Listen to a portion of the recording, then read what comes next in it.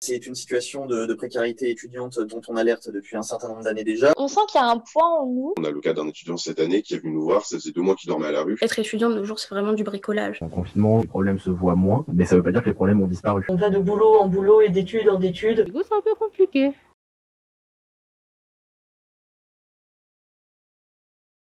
Il y a maintenant un an, le pays avait été marqué par la tentative d'immolation par le feu d'un étudiant en sciences politiques devant le Crous de Lyon-Saint-Étienne. D'abord relativisé par le gouvernement, la portée politique de son acte s'est ensuite avérée claire.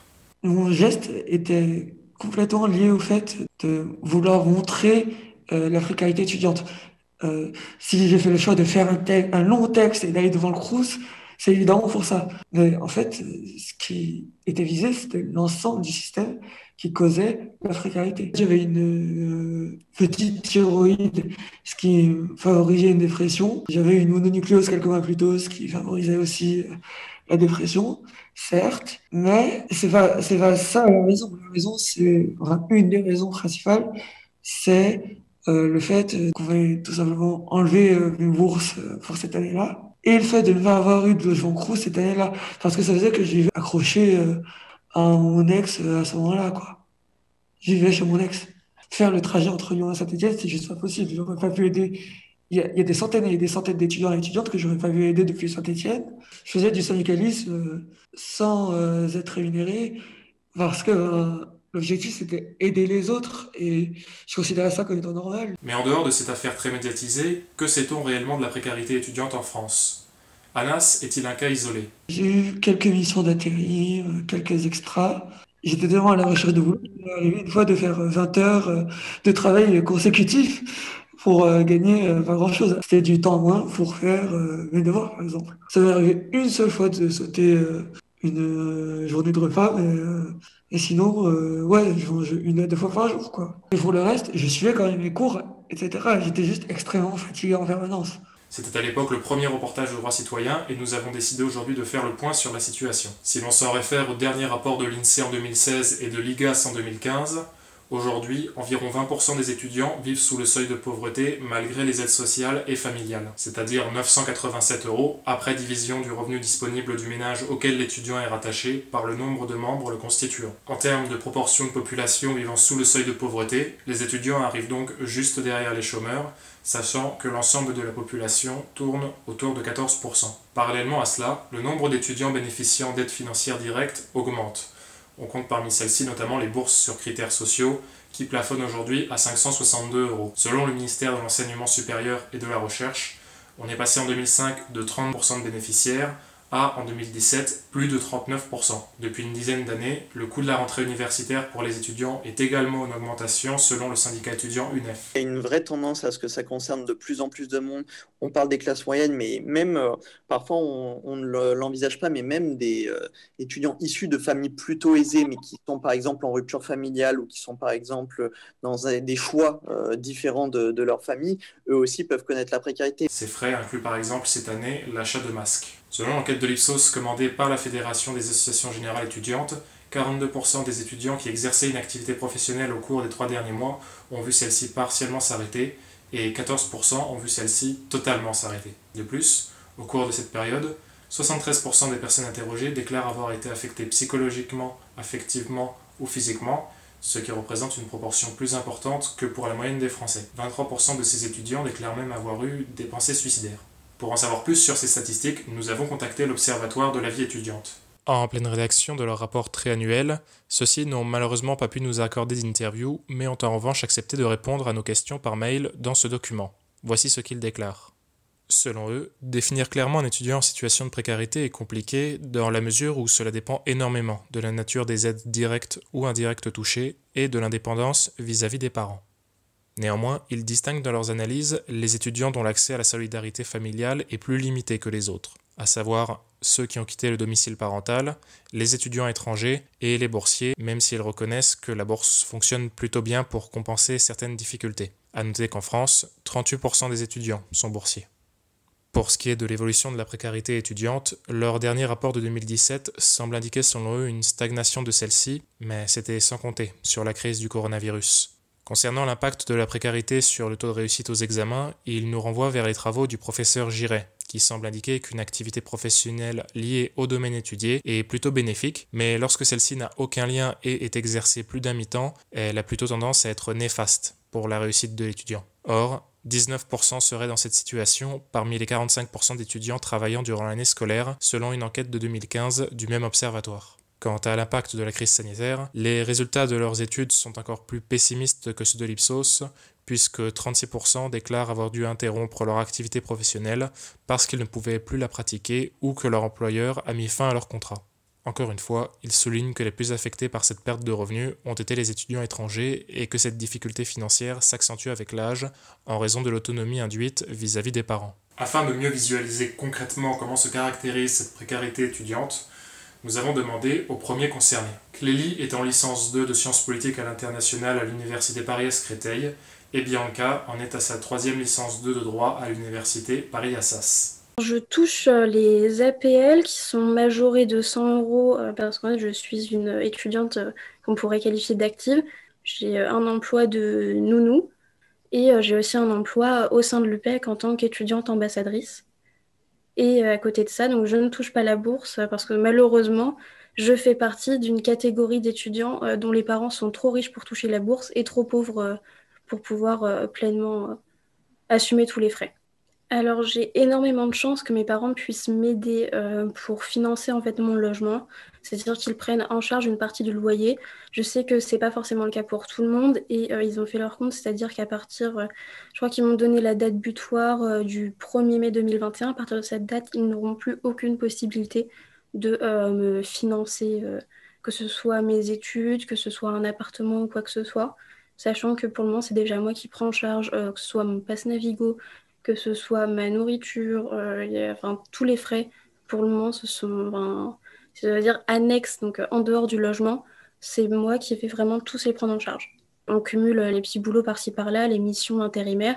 Personnellement, je me suis limitée à 2 emplois parce que c'est beaucoup trop difficile par rapport à mes études, mais j'ai des amis qui sont à 3-4 emplois. La nourriture, même en ayant 2 emplois, c'est pas toujours simple. Pour mon logement, j'ai 600 euros avec les charges. Et tu es obligé de faire des petits boulots à côté? C'est quel genre de petits boulots? Il y a les vendanges l'été, les travaux saisonniers, festivals, tout ça, tout ça. En plus des cours, j'ai pu travailler avec les enfants, j'ai pu travailler dans la restauration, j'ai pu faire du démarchage par téléphone, j'ai pu distribuer des prospectus et faire des ménages. D'accord. Et ça, tu trouvais que c'était compatible avec le temps que tu passais à étudier ou ça te pénalisait dans tes révisions, dans tes examens? Tous les ans, quand c'est la rentrée et que je dois trouver un petit emploi, bien, je n'ai pas l'emploi du temps de ma faculté. Et donc, c'est difficile pour moi de conjuguer les deux. Il y a toujours un moment où j'ai des cours qui vont se cumuler avec un truc de travail et les deux vont se croiser et il va falloir faire un choix, quoi. Alors, c'est sûr que concilier travail-études, c'est quelque chose d'assez complexe. Déjà, d'une part, j'ai des cours qui tombent en même temps que mes heures de travail. Donc forcément, ça me pénalise. C'est-à-dire que quelqu'un qui va suivre tous les cours magistraux, ça va être beaucoup plus simple pour lui de réussir aux examens plutôt que quelqu'un qui n'aura pas pu les suivre pour poursuivre tous ses boulots à côté et ses ambitions économiques. Tu m'avais dit aussi que tu avais redoublé donc ta licence 2 de droit. Ça, c'est en partie dû à cette précarité, justement, le fait de ne pas arriver à suivre? Plus ou moins, sincèrement. De mon côté, moi, j'ai quelques difficultés qui sont ressenties. Mais par contre, au premier semestre de l'année dernière, j'avais un travail trop prenant, ce qui faisait que j'arrivais pas à m'organiser et j'ai lâché du coup mon travail et du coup, je suis retournée un peu plus dans la précarité. Le plus pénible, c'est pas la nourriture, ça sera déjà le froid, on va pas se mentir. Et après, entre les différentes dépenses, 0 loisir, 0 sortie, 0 vacances, et c'est toujours de la débrouille pour tout. Donc, je vais aller dans des magasins pour acheter en gros. Je vais choisir une semaine ou une autre si je vais prendre tel produit pour nettoyer mon appartement, tel produit pour ma santé, tel rendez-vous chez le médecin ou tel produit pour ma faculté numérique, donc un ordinateur, etc. Je dois toujours faire un choix, quoi. C'est une chose après l'autre et des semaines d'économie avant. Et du coup, quand j'économise, je rogne un peu sur la nourriture. Et pareil, je dois choisir ce que j'achète, ce que je n'achète pas. Je dois faire mes budgets, je dois faire mes plans, voir où j'achète aussi pour essayer de m'en sortir toujours pour le moins cher possible. Il y a des soirs où tu te retrouves à manger du chou pendant une semaine et tous les jours tu manges du chou. Alors s'entraider entre étudiants, pour moi, c'est très important. Et pour moi, la manière de le mieux s'en sortir de cette situation, c'est justement d'être dans le partage et dans l'entraide et d'inviter les gens chez soi, d'aller chez les gens, de partager à manger. Mais il faut du coup entretenir une vie sociale en plus. Ça a pu m'amener à côtoyer des gens que j'avais pas envie de côtoyer pour ça. Mais maintenant, je préfère être dans le froid et manger du chou plutôt que de faire ça. Ça m'est arrivé de voir des relations de couple qui duraient et qui étaient enfermées. S'il y en a un qui n'est pas dans la même situation que l'autre, il y en a un qui peut en abuser ou parce qu'il saurait très bien que l'autre, elle partira jamais. C'est une grande contrainte de temps et c'est là que c'est le plus difficile. Donc tu dois dans la journée avoir étudié à peu près 6-8 heures pour faire tous tes devoirs et pour bien avancer. Tu dois avoir bossé entre 2 et 6 heures pour pouvoir garantir ta vie. Tu dois avoir entretenu un peu ta vie sociale pour être en coopération avec tout le monde, ce qui va te prendre à peu près 1 heure minimum. Tu dois faire des pauses et tu dois te faire à manger. Tu dois te faire à manger, ce qui va te prendre à peu près 1 heure ou 2 parce que comme tu n'as pas des plateaux prêts, tu vas te cuisiner un truc ou alors tu te pré-cuisines tes trucs à l'avance, mais dans ce cas-là, ça te prend 3 heures sur une journée, donc ça revient au même. Et en plus de ça, tu dois faire le ménage chez toi. Et en plus de ça, tu dois faire les courses. Et en plus de ça, tu es censé dormir. Et faire tes démarches administratives. Les associations étudiantes, ils sont, j'ai pas envie de le dire, mais je vais le dire quand même, beaucoup plus présents en fait que l'administration classique qui, elle, ne répond pas forcément à nos questions. Et parce que, ils essaient d'être humains, hein, je remets pas en cause leur humanité, mais ils ont une réponse typique de « Ah, il y a tel dossier à remplir. » Ouais.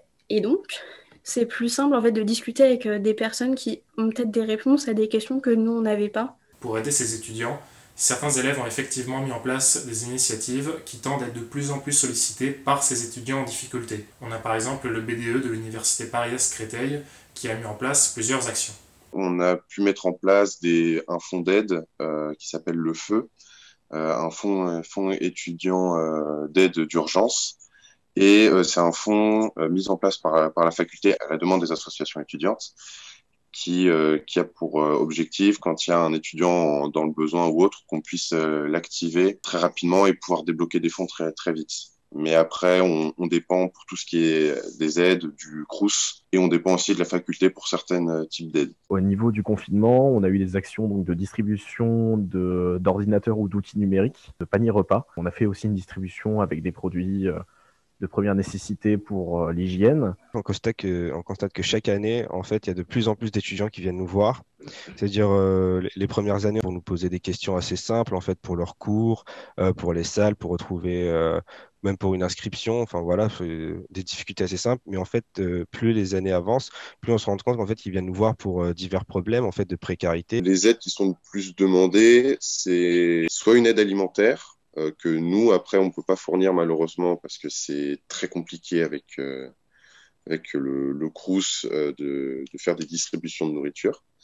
Ou ils ont besoin d'aide financière, notamment une réévaluation de la bourse qui peut être demandée. Mais le souci, c'est comme cette année, c'est calculé sur le revenu de l'année 2019, la bourse est calculée sur le revenu parental 2019 et que beaucoup de parents en fait ont perdu leur emploi pendant le premier confinement, on se retrouve avec une bourse qui est largement inférieure à ce qui devrait être fourni, par exemple. Et certains, dans quelques cas, demandent une aide au logement. Donc ça après, c'est assez compliqué aussi. Mais à ce moment-là, nous, on passe par des associations qui, eux, après, prennent l'aspect logement en charge. Enfin, vraiment, ça touche un peu à tout. Ça va du logement, justement, comme on essaie de faire avec les paniers solidaires, à la nutrition. Enfin, voilà, ça touche vraiment à tous les domaines et c'est grandissant. On peut pas le nier. Ouais. C'est aussi les accompagner dans les démarches administratives qui peuvent être longues. C'est leur dire de quelle aide ils peuvent bénéficier, déjà, notamment au niveau du Crous, au niveau du service social de la faculté, où on va les accompagner dans les démarches, etc.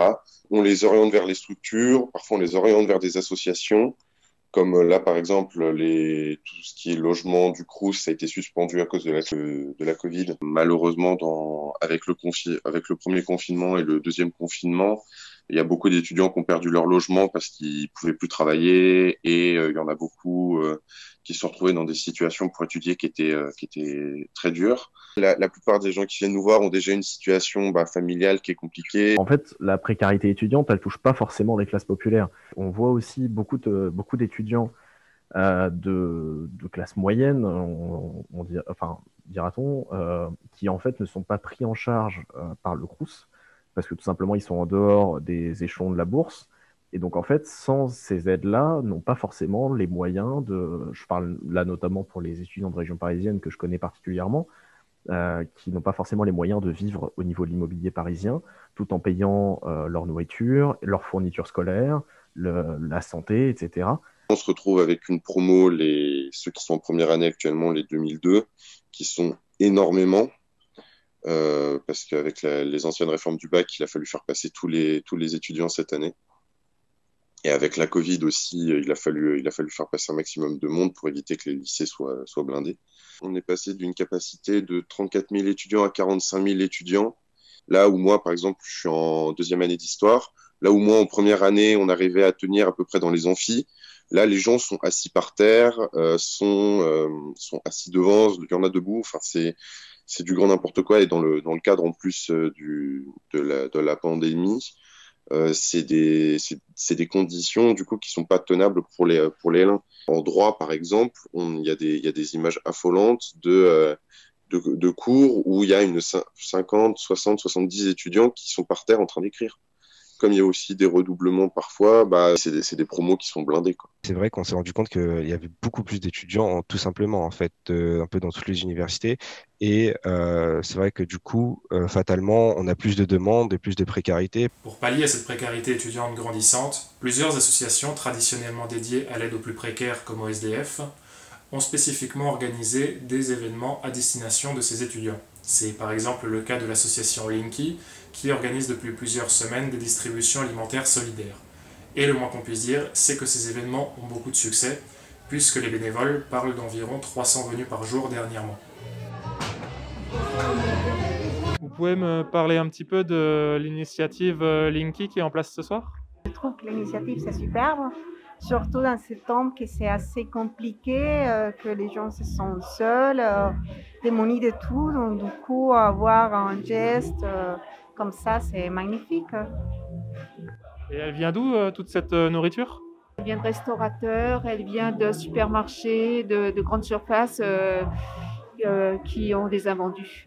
On voit dans leur sourire et dans leurs grands remerciements vraiment beaucoup de gratitude pour ce que l'association fait.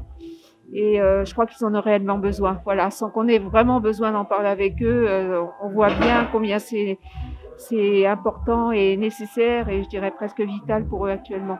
Ces jeunes-là n'ont pas eu la possibilité de travailler cet été, voilà, de se faire de l'argent un petit peu pour vivre, pour survivre et encore moins maintenant. Je trouve que cette initiative, elle est vraiment à se multiplier parce que bon, ça existe ici, tant mieux.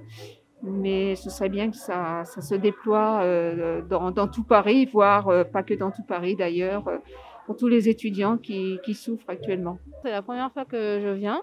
J'en ai entendu parler par une assistante sociale en fait, parce que j'avais pas mal de difficultés. Et c'est là que j'ai vu en fait qu'il y avait ce genre d'initiative. J'ai pas mal de soucis en fait pour trouver un job étudiant, surtout avec le corona. En fait, les offres d'emploi elles sont super réduites. Je suis locataire et le loyer il est assez cher. Même si j'habite pas à Paris, j'habite à Montreuil. Là, je paye 666 pour 20 mètres carrés. J'arrive quand même assez bien à gérer en fait mon argent, mais ça me pose problème pour ce que je veux faire plus tard.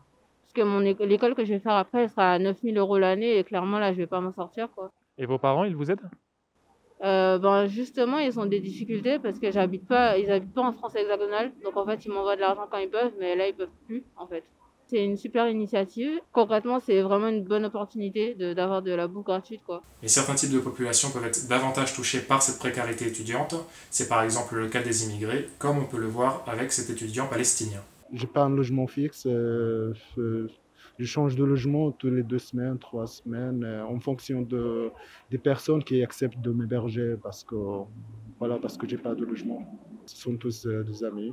En fonction de leur de disponibilité, s'ils sont là, s'ils occupent leur logement, ou s'ils sont en voyage, certains m'ont filé la clé et après je suis logé. Voilà. Parce que vous n'avez pas forcément de quoi payer un loyer, c'est ça? Oui, c'est ça le vrai problème. Ouais. Avec le virus, j'ai perdu le travail que j'avais. Et en fait, je donnais des cours particuliers, normalement de langue, anglais, arabe des fois. Mais avec le virus, même la demande sur les cours particuliers a beaucoup baissé. Ensuite, je travaillais des fois au black, dans nos bâtiments et tout. Mais même ça, c'est différent, c'est devenu différent après le confinement. Il y a moins de projets apparemment. Je ne trouve pas de travail actuellement. Voilà. Mes parents ne sont pas là et voilà, ils ne peuvent pas m'aider. J'essaie de ne pas leur demander juste pour ne pas leur mettre en difficulté. Et eux aussi, je ne pense pas qu'ils peuvent. Vous avez beaucoup d'autres étudiants qui sont dans votre situation, à devoir aller chez des amis, à ne pas pouvoir se loger autour de vous? Dans ma promotion, je connais quelques-uns, oui, qui ont des difficultés. Qui sont en précarité au niveau de logement, et précarité numérique aussi, tout ça. Beaucoup d'étudiants vont se retrouver seuls, isolés en fait, chez eux, parce qu'ils sont loin de leur famille, parce qu'ils ne sont pas habitués à la région, ils viennent d'arriver, leurs amis sont restés dans leur région d'origine, ou alors tout simplement ce sont des étudiants étrangers qui viennent d'un pays qui peut parfois être très loin. Quand on arrive dans une nouvelle région, qu'on soit français ou non, c'est difficile en fait de se mettre au rythme. Si en plus il y a une différence culturelle de se faire tout simplement à la langue française, aux habitudes de la région, ça peut causer un isolement social qui est très dangereux. Autre type d'étudiants particulièrement touchés, ce sont les femmes, puisqu'elles doivent parfois supporter des dépenses supplémentaires. Parce qu'il faut savoir que derrière, surtout quand on est fille, on a pas mal de produits d'hygiène à acheter. Donc, notamment, je parle de protection hygiénique qui coûte assez cher. Ça, on doit être dans mes 30-50 euros de budget supplémentaire. Donc, ce qui est déjà pas mal, sachant que je touche 300 euros d'APL. Donc, mes 300 euros d'APL, ils partent tous quasiment dans ce qui va être frais alimentaires et hygiène. En tant que femme, il y a des choses qui sont plus difficiles pour moi. Personnellement, à la fin du mois, je suis pliée en deux. J'ai assez mal. J'ai du mal à me déplacer. Et déjà, faire travailler et étudier en même temps que ça, c'est assez difficile, sachant que il va y avoir les partiels, je ne peux pas avoir de dérogation, ou même pour le travail, je ne peux pas m'absenter tous les mois, une semaine. Donc, je suis obligée de prendre sur moi. Et là où je pourrais avoir des médicaments pour m'aider, personnellement, je ne vais pas choisir de mettre de l'argent dans ces médicaments parce que ça va être au détriment, pour le coup, de ma nourriture ou de l'ampoule de ma salle de bain ou d'un chargeur de téléphone. Et je vais chez le médecin pour avoir un certificat médical. Et là, je dois avancer 35 euros pour pouvoir avoir mon certificat médical qui me seront remboursés plus tard. Et donc, du coup, je mets 35 euros en moins sur ma fin de mois. Bon, j'avoue que personnellement, je pense que j'ai pas vu un coiffeur depuis un certain temps. J'ai fini par me couper les cheveux moi-même pour faire des économies. Par exemple, un homme pouvoir faire une coupe de cheveux pour 20 euros, alors qu'une femme, ça va lui en compter minimum 40. Une étudiante qui est déjà en précarité, si en plus elle a ce genre de dépenses, ça ne fait qu'empirer en fait sa situation. Et donc là, effectivement, sa situation deviendra pire qu'un étudiant qui lui est en cas de précarité au niveau de l'alimentaire et de l'immobilier. Je pense effectivement que dans certaines situations, une étudiante sera plus en précarité qu'un étudiant. Ça, avec ce que je vois, j'en suis de plus en plus persuadé. Ce qui ressort clairement des témoignages des étudiants, c'est que la crise du coronavirus a enfoncé le clou, notamment en leur privant de petits boulots qui pouvaient les aider justement à financer leurs études et leur logement. Et certains étudiants sont particulièrement exposés au risque du virus en lui-même. C'est le cas de ceux en soins infirmiers comme Laurine. Les seuls achats qu'on a dû faire, c'est nos blouses. Et je sais que dans pas mal d'IFSI, il y a vraiment d'autres frais qui ont été faits en plus pour du matériel, etc., que nous, on n'a pas eu. Donc certes, ça, c'est un coût et c'est remboursé par personne. Alors les blouses, on a toujours dû les laver chez nous. Et malgré le Covid, ça ne change pas. Donc, c'est-à-dire qu'en fait, on ramène chez nous, donc dans notre famille, des blouses qui sont infectées par un tas de maladies déjà en temps normal. Et là, en plus, avec le Covid, on ramène ça dans notre machine à laver. On lave ça nous-mêmes, on fait ça en lavomatique, donc c'est pareil. Après, ramener une blouse à l'hôpital qui vient d'être lavée au lavomatique, c'est pas non plus super hygiénique. En dehors du virus en lui-même, Les étudiants en soins infirmiers peuvent être particulièrement touchés par cette précarité. Selon le dernier rapport de la FAGE sur le coût de la rentrée universitaire pour ces étudiants infirmiers, celui-ci s'élève environ à 2680 €, soit 300 € de plus que pour la moyenne des étudiants. Beaucoup d'établissements font encore payer à leurs étudiants en soins infirmiers des frais complémentaires, par exemple dus à l'achat de matériel, alors que les ministères de l'enseignement supérieur et de la santé les ont déclarées illégales il y a un an. Dans la majorité des cas, ce sont les régions qui prennent en charge les bourses des étudiants infirmiers. Or, leurs critères d'admission sont beaucoup plus restrictifs que pour celles du Crous. J'ai 160 € de bourse, donc versée par le Crous, et j'ai 220 € d'APL pour payer mon logement. Et nos stages, de temps en temps, nous donnent quelques indemnités 2-3 fois par an. Ça couvre pas ce que j'ai à payer en charge parce qu'au total, loyer et charges, j'ai 445 € à payer par mois. Donc, dans tous les cas, il faut que j'ai un apport qui peut être notamment par la famille des fois, mais c'est pas toujours possible. Et sinon, en travaillant les week-ends, en travaillant les vacances d'été et en essayant de garder cet argent. Je trouve que vraiment, le côté pénible d'être étudiant en soins infirmiers, c'est qu'on est vraiment mis à part de l'université, mais en même temps, on est inclus. C'est-à-dire qu'on a des trucs de l'université à prendre en compte, donc des frais à prendre en compte, des fois des obligations, tout un système universitaire auquel on doit s'adapter. Mais en même temps, on peut pas profiter des bienfaits de l'université. Donc, comme je disais, on n'a pas de restaurant universitaire, on n'a pas accès aux bibliothèques universitaires parce qu'il faut une néocarte qu'on va sûrement avoir, mais que jusque-là, on n'avait toujours pas. Même pour les aides, nous, on n'a pas le même Crous que les gens de l'université de Rouen. Nous, c'est un Crous régional, alors que eux, ils ont le Crous de Rouen. Nous, on a le Crous de Caen. Donc, en fait, on n'a pas de référence sur Rouen. Donc, si on veut parler ou voir une assistante sociale du Crous, il faut qu'on se déplace à Caen. Alors qu'il y a un Crous sur Rouen, normalement, qui est fait pour ça. En effet, il y a un problème dans la répartition des aides sociales et dans leur distribution, puisque les formations sanitaires et sociales, c'est souvent les régions qui sont là-dessus. Et comme les régions n'en font pas forcément leur priorité, en tout cas, ce n'était pas leur raison de vivre comme les Crous, qui sont normalement ceux qui distribuent les aides sociales à destination des étudiants, forcément, c'est beaucoup plus compliqué. On a l'exemple de la région Normandie qui a fait le choix de donner au Crous la gestion de ses bourses sanitaires et sociales. On voit que c'est beaucoup mieux géré, qu'il y a beaucoup moins de problèmes. Au niveau de la santé, j'avoue que je priorise pas vraiment ma santé. Les soins, ça peut rapidement coûter cher, même si des fois, c'est que des avances. En fait, parfois, on ne peut pas avancer à ce moment-là des frais de santé, des frais de médecin, etc. Donc, ton métier, c'est de penser à la santé des autres, mais tu me dis que tu ne peux pas penser à la tienne avec tes études.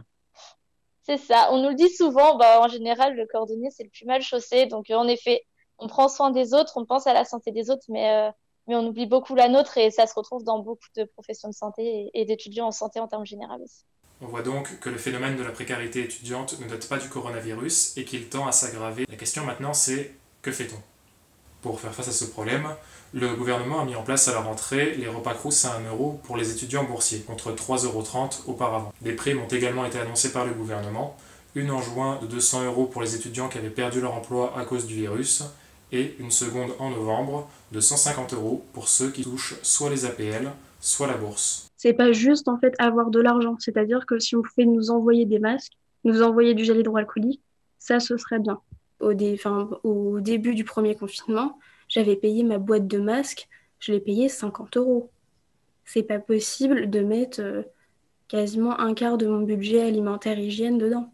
Que ce soit le système d'aide sociale ou que ce soit tout ce qui est mis en place pour normalement faire en sorte qu'on puisse suivre nos études financièrement, c'est pas à la hauteur. Sur le plus long terme, le président Emmanuel Macron avait annoncé en 2017 la création de 60 000 logements à destination des étudiants. Mais selon le rapport de mission que s'est procuré le journal Le Monde il y a un an, seulement la moitié serait en projet d'ici à 2022. Les bailleurs sociaux justifient notamment cette réticence à mettre en place ces projets par la réduction du loyer de solidarité. Il s'agit d'une remise sur le loyer obligatoire versé par les habitants de ces logements sociaux qui avait été décidée en 2018 par le gouvernement pour pallier à la baisse de 5 € des APL. Une mesure qui avait été très critiquée par les étudiants puisque 800 000 d'entre eux touchent ces APL.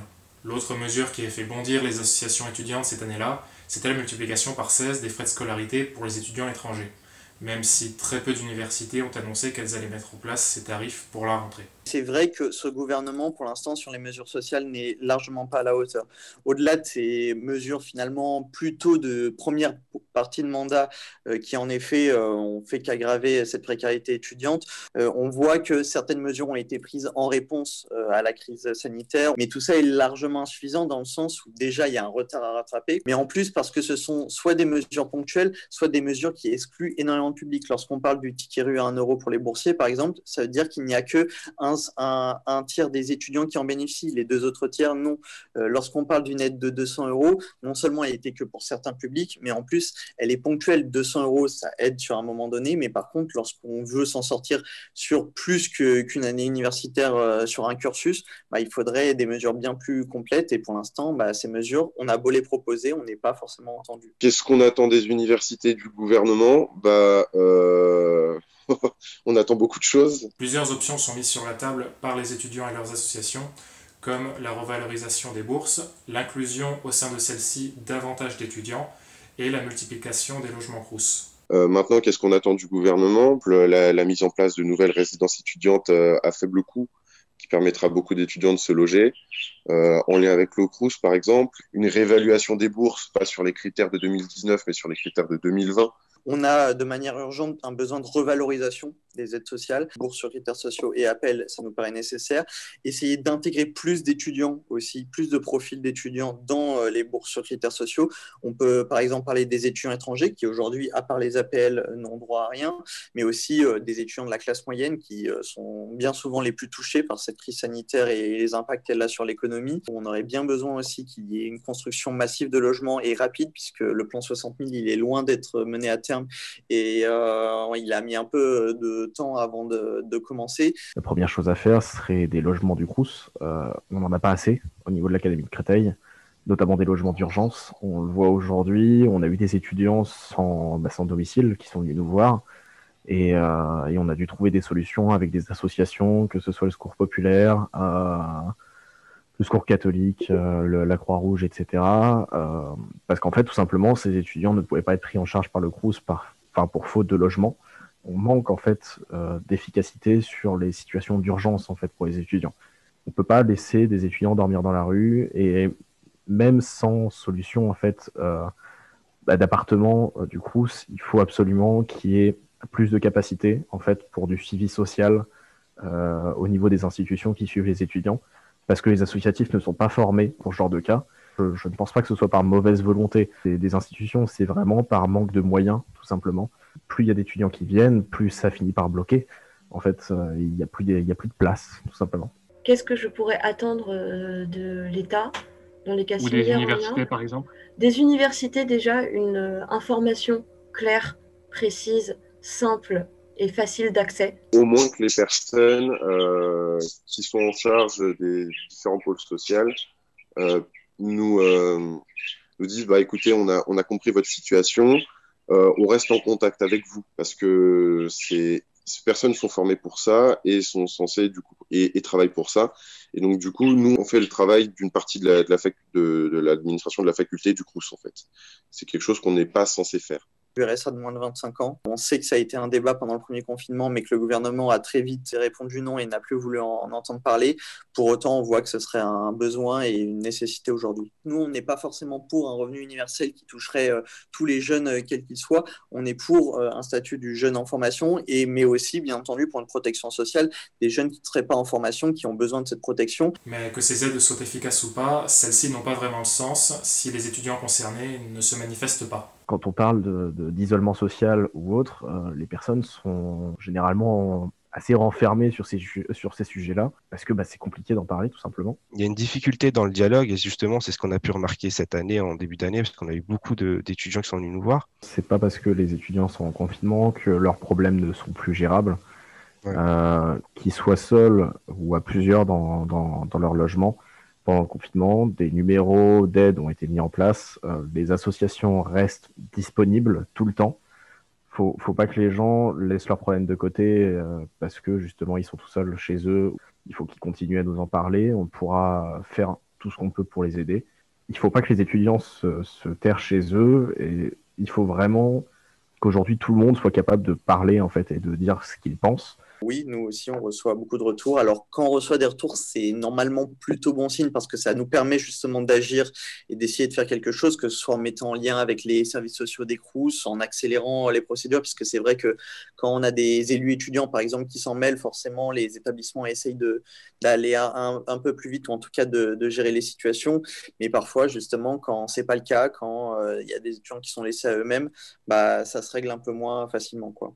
Après, on sait qu'il y en a qui veulent pas se faire aider parce qu'ils sont trop fiers aussi. On a une population qui est plus mixte, je pense. Certaines personnes n'hésitent pas à dire qu'elles ont besoin d'aide et elles ont raison. Alors que dans d'autres facultés, je pense que c'est plus compliqué de dire que j'ai besoin d'aide. Ce que j'ai beaucoup remarqué, c'est il y a beaucoup plus d'étudiantes que d'étudiants qui viennent demander de l'aide. Peut-être davantage les garçons, hein, ça aurait ce sentiment de fierté peut-être mal placé, du coup. C'est très important, en tout cas, je vais parler pour les étudiants, c'est très important, en fait, d'aller au contact de leurs associations étudiantes. Pourquoi? Parce que en dehors du côté événementiel, en dehors du côté où les associations essaient d'animer un peu la vie étudiante, c'est le côté social en fait d'une association étudiante. C'est la chance d'avoir un autre étudiant tout simplement, un contact qui va pas vous juger. Beaucoup d'étudiants, je pense, n'osent pas ou craignent de demander de l'aide. Moi, je pense qu'il faut pas parce que à la base, les associatifs étudiants sont bénévoles. On est là pour les étudiants. Il y a quand même une volonté d'aider, une volonté d'améliorer la vie étudiante. Je pense que c'est important de le rappeler et de dire aux étudiants, que ce soit même, je pense, pour d'autres universités, hein, je suis sûr que c'est un discours que tous les associatifs accepteront, enfin, en tout cas, seront d'accord. On est là pour les étudiants. Si on est là, c'est pour eux, donc autant venir nous voir pour qu'on puisse les aider. C'est en parlant qu'on pourra régler tous les soucis. Et c'est pas parce qu'on est en confinement qu'on peut pas se parler aujourd'hui. On a de la chance d'avoir Internet aujourd'hui pour se parler et autant l'utiliser.